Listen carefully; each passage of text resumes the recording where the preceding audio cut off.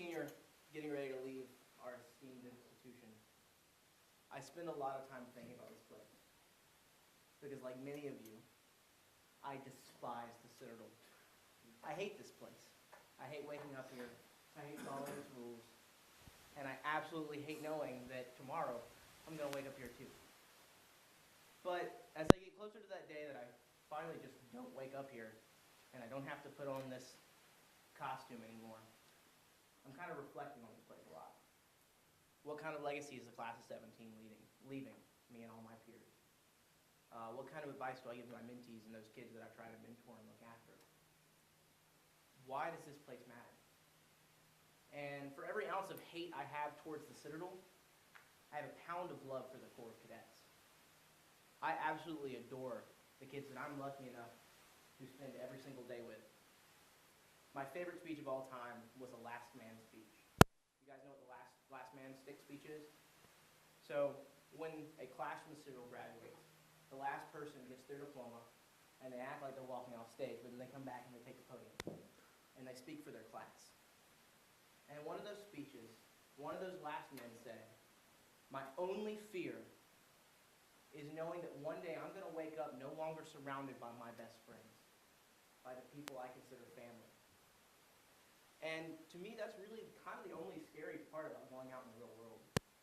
I'm going to be prepared for whatever kind of hardships I may have, my voice cracking during important speech competitions, things like that. I'll be ready for those, no pressure. The only thing I'm worried about is not seeing you guys every day.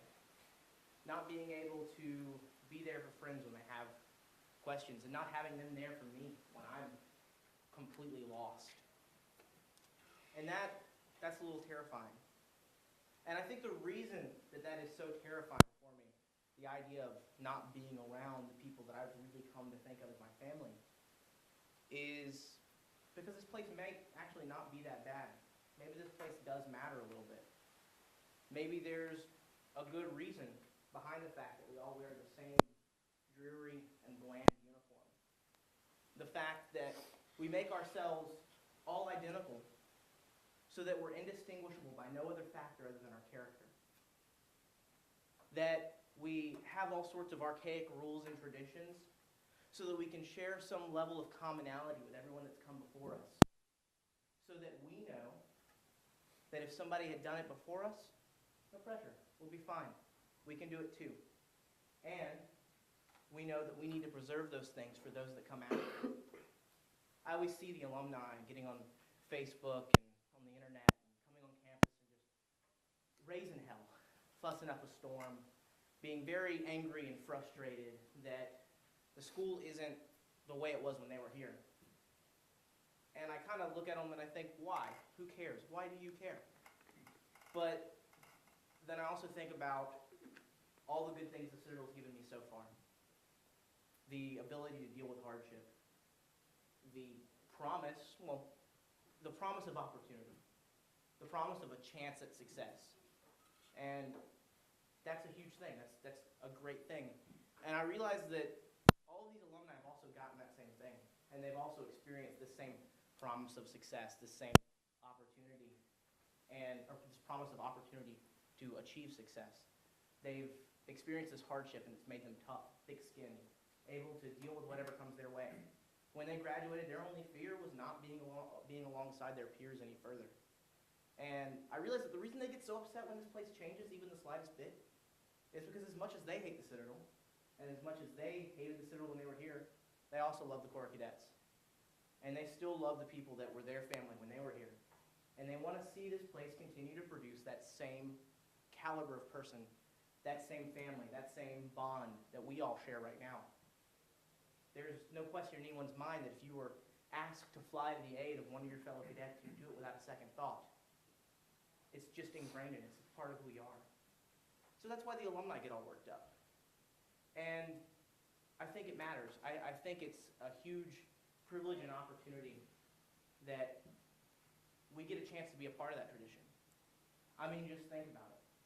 Even if the Citadel changes in slight ways at the end of the day, we still walk on the very same ground that guys like Arlen Williams walked on. We still get to, in all essence, follow in their footsteps. You know, guys that gave their all for their country and went on and left this place to do phenomenal things. And we know about those 488 who are on the side of the chapel door, but there's so many that are still alive that were able to go home and see their families, that shaped our world in amazing ways and made the world a better place. And we get to be a part of that tradition. And the only reason we don't know their names is because they're not on the side of a wall somewhere, but they should still have our respect and reverence all the same. And I think that tradition, and the fact that we can walk in those footsteps is huge. But,